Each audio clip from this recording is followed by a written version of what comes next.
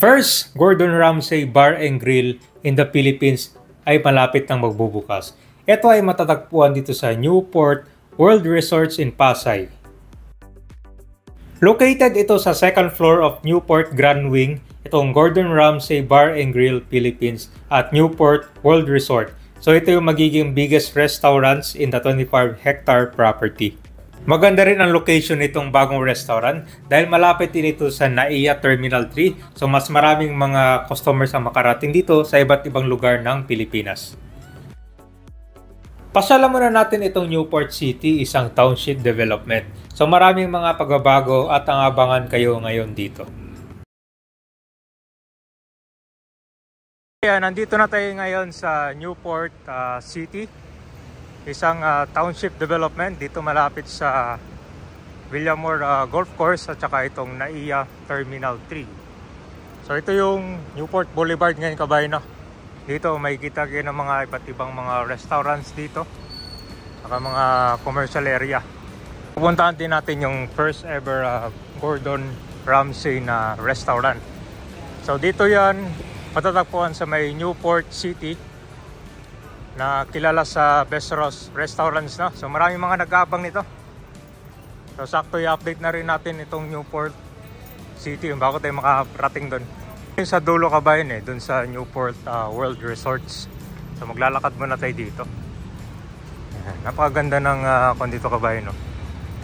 Parang nasa ibang bansa ka.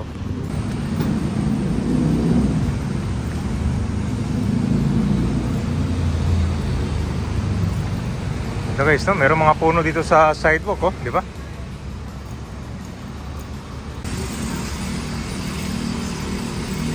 Ito yung Marriott, dito kabayan, no? Mga residential area dito sa bandang kaliwa to. Ganda, no? Yung mga establishment dito, nasa labas lang.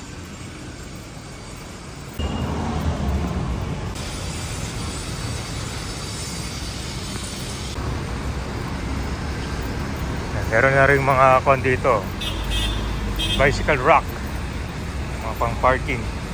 Kasi yung ginagamit ko kabayan, mga meron nagpa-bike.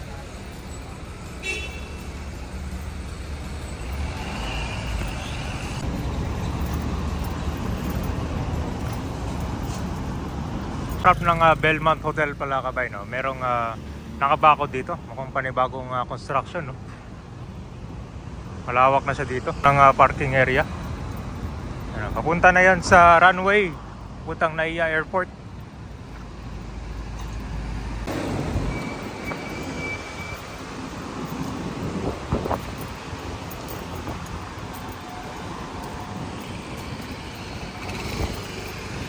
So, ito na yung Newport World Resorts.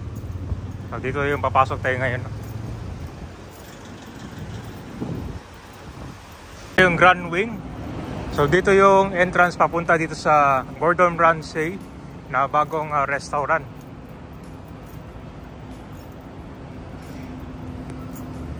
Dito na tayo ngayon, papunta tayo sa second floor, no?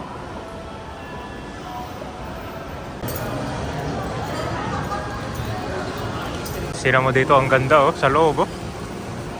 So dito marami kayong makikita mga iba't ibang restaurant. Oh, parang nasa labas ka lang naman, no? Newport Mall.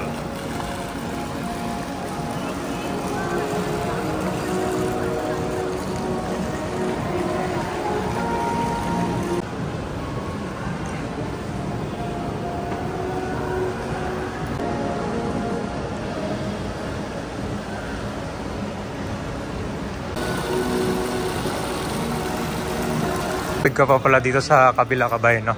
Sa kabilang building. Dito matatagpuan yung bagong restaurant.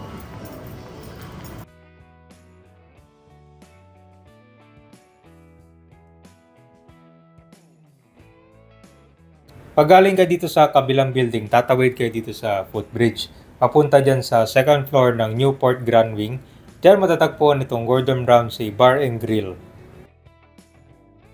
Ito na yung location ng first Gordon Ramsay Bar and Grill dito sa Philippines.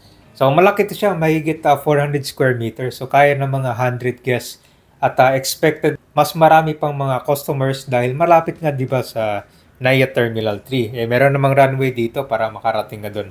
So sa mga excited, pwede na daw mag-book nito sa August 20. So ngayong August ang target date nila magbubukas ito. Nandito na tayo sa Newport Boulevard naman. So nakita nyo naman yung location para sa bagong restaurant dito. At first yan sa Philippines ha. So sa mga excited dyan. So ngayon ikot muna tayo dito sa Newport Boulevard. Pagkita natin yung mga pagbabago.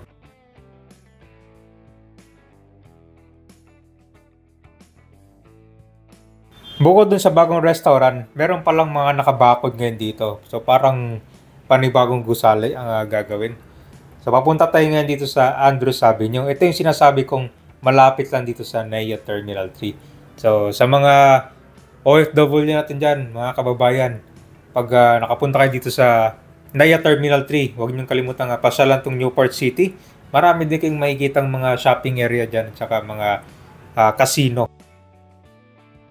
Kabang-abang din itong bagong development. Mukhang malawak to. Ito na siya ngayon. No? Sa harap lang pala to ng Marriott.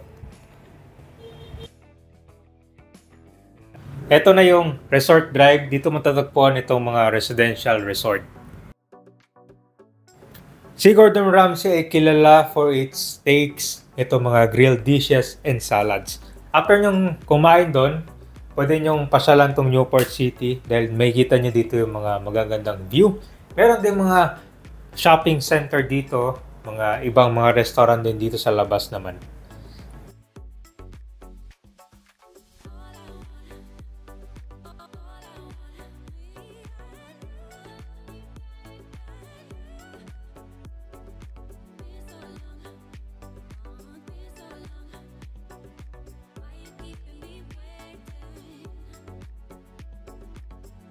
Ito na yung Newport Boulevard. Dito nyo makikita yung mga iba pang mga bilihan ng mga pagkain. So maraming mga commercial area.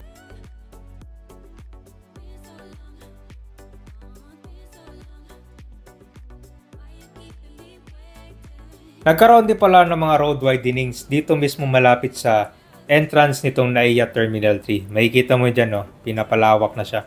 So dalawa kasi ang entrada dito. Papunta dyan sa T3. Tsaka itong U-turn slot naman na pabalik dun sa may Andrews Avenue.